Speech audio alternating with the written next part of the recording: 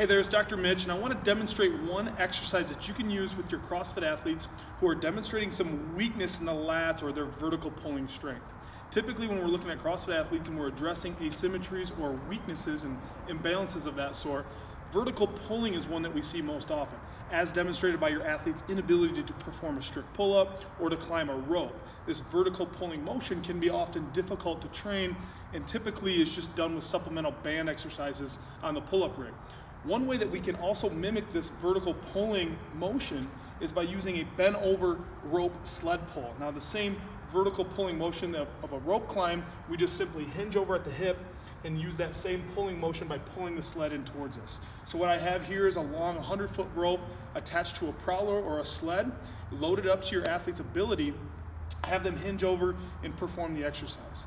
What's nice about this is that it's very anaerobically taxing on the system. It becomes very hard very quickly in that anaerobic threshold range.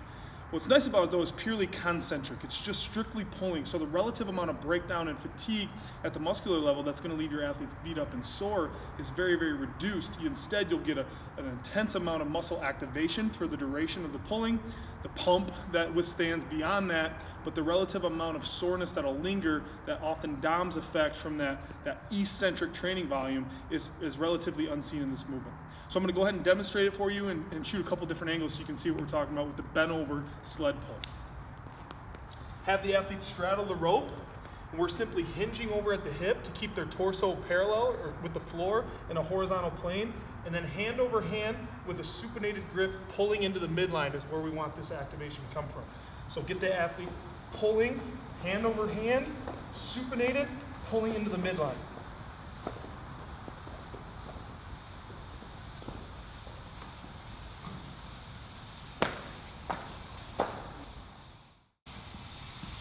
All the way to the sled gets to you. Try to reduce the amount of rotation necessary and strictly focusing on pulling that rope directly into your midline.